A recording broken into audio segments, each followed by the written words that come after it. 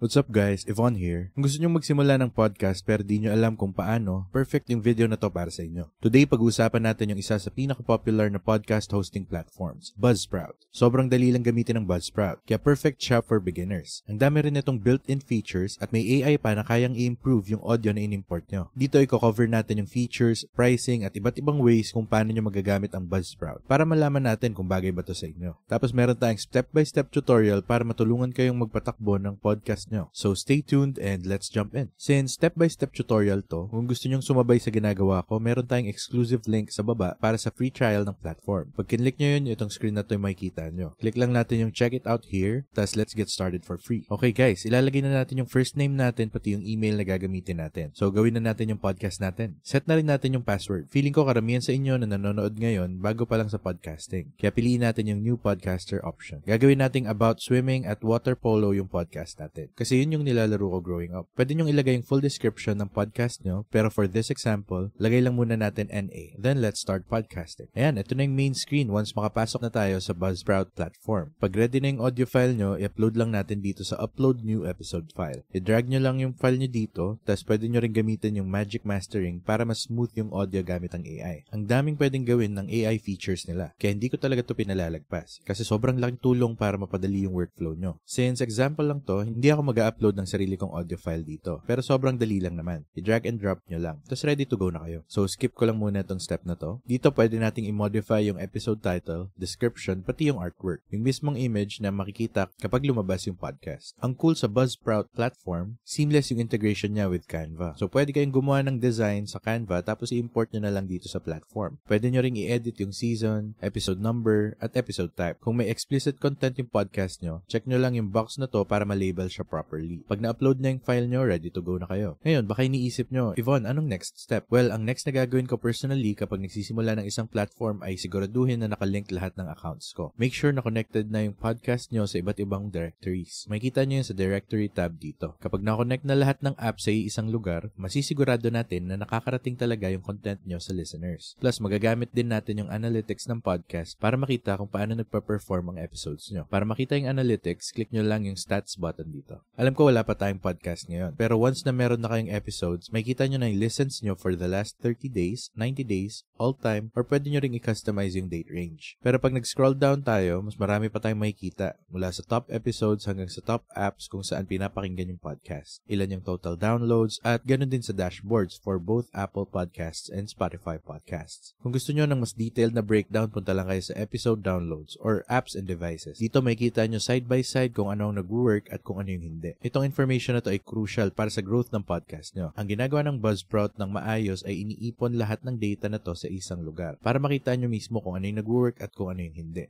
Kung ano yung nag-work, gusto nating i-double down yan. Kung ano yung hindi, gusto nating itigil yan, syempre. Kunwari, kung pumunta ako sa locations button dito, makikita natin yung North America, South America, Africa, makikita ko kung ilan yung downloads from each specific place. Kapag nakita ko na marami palang downloads galing sa Australia, pwede kong i-adjust yung content ko para mas mag-fit sa Australian audience. Syempre, depende pa rin sa style nyo. Kaya personally, I recommend na i-connect nyo yung sariling account nyo. Sa ganitong paraan, lahat ng stats at analytics ay personalized para sa podcast nyo mismo. At syempre, karamihan sa inyo gusto rin sigurong kumita mula dito. Kasi nag-i-invest kayo ng oras, may mga guests kayo, at pinag-uusapan nyo ang iba't ibang topics. Dahil sa effort na yun, gusto nating magkaroon ng income. Dito talaga nagsishine yung Buzzsprout. Kasi meron silang monetization tab dito. Dito may iba't ibang features pagdating sa monetization. Pero marami sa mga to ay kailangan ng paid account. Kaya kung balak nyong kumita mula sa podcast nyo, mas okay na mag-sign up sa isa sa mga paid plans. Kapag meron na kayong paid account, mas marami kayong magagawa. Pwede kayong tumanggap ng payments at mag-publish ng exclusive content para sa audience nyo. Na sobrang laking bagay para sa recurring revenue. Bukod pa doon, pwede rin kayong mag-run ng ads para sa ibang podcasts at platform. Magkaroon ng sponsors at affiliates or magkaroon ng sarili nyong show link kung saan pwede nyong i-direct yung users sa Patreon, podcasts, Buy Me a Coffee at iba pa. And don't worry, hindi basta-basta maglalagay ng random ads si Buzzsprout sa gitna ng podcast nyo para lang kumita ng ilang dolyar. Smart yung platform na to, kaya alam niya kung kailan ang pinaka-optimal na time para sa ads. Ang daming podcasts na hosted sa Buzzsprout, kaya sobrang dami rin nilang data para malaman kung paano i-optimize ma-optimize ang placement ng ads. Isa pang feature na gusto kong gamitin ay yung dynamic content na may kita sa home tab. Click natin yun. Kunwari, may podcast kayo na na-publish 5 years ago. Kung gumamit kayo ng dynamic content, pwede nyong baguhin kung ano yung ipapakita sa end user kahit tapos na yung original upload. Sa ganung paraan, mananatiling accurate lahat ng info at hindi siya mag-feel na parang back to the future moment kapag may nakinig ng podcast nyo na galing pa 5 years ago. Pero overall, ang Buzzsprout ay napakarami ang features. Mula sa fan mail hanggang sa magic mastering kung saan gumagamit to ng AI para mas maging smooth yung audio nyo. So technically, hindi ka talaga magkakamali sa platform na to. Check it out. Pag pumunta tayo sa website option dito, pwede nating i-centralize lahat ng kailangan para sa website ng podcast nyo in one place. So para kang nagka-website para sa podcast nyo. Pwede mong ilagay lahat ng links mo doon, Patreon man yan or ibang podcast, para mas madali kang mahanap ng mga tao. Importante rin to for SEO at pwedeng ito na rin yung way para mas makilala at ma-discover yung podcast nyo. And isa pang gusto kong i-point out bago tayo matapos, kapag free version lang yung gamit nyo, naka-host lang yung podcast nyo for 90 days. Kung gusto nyo ma-host yung podcast nyo indefinitely, kailangan nyo talagang kumuha ng isa sa mga paid plans. Yung pinaka-cheap na marirecommend ko ay yung $12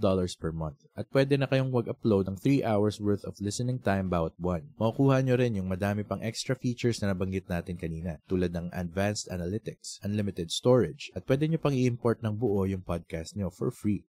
Kung gusto nyo namang magdagdag ng AI features, may dagdag lang na bayad per month. Pero kahit yung cheapest plan na $12, sa tingin ko, sapat na yun para sa karamihan sa inyo. Basically, the more na nag-upload kayo or the more shows na meron kayo, mas mataas na plan ang kakailanganin nyo. Pero kung isa lang yung show nyo, okay na yung cheapest plan. And yan na yun guys. Yan yung step-by-step tutorial kung paano kayo makakapagsimula sa Buzzsprout platform. Kahit na total beginner pa kayo or meron na kayong ilang podcast episodes, hindi talaga kayo magkakamali sa Buzzsprout platform. Kung gusto nyong itry mismo yung platform, meron kaming exclusive link sa baba sa description para sa free trial. Gamitin nyo yung link kasi sobrang laking tulong nun para suportahan ang channel na to. Tandaan, dito sa channel na to, gumagawa kami ng mga videos tungkol sa kung paano magsimula at mag-grow ang business nyo. At malaking tulong talaga ang podcast pagdating sa marketing side of these things. So, kung may nakuha kayong value sa video na to, don't forget to leave a like and subscribe para sa mas marami pang videos like this. Till next time, peace!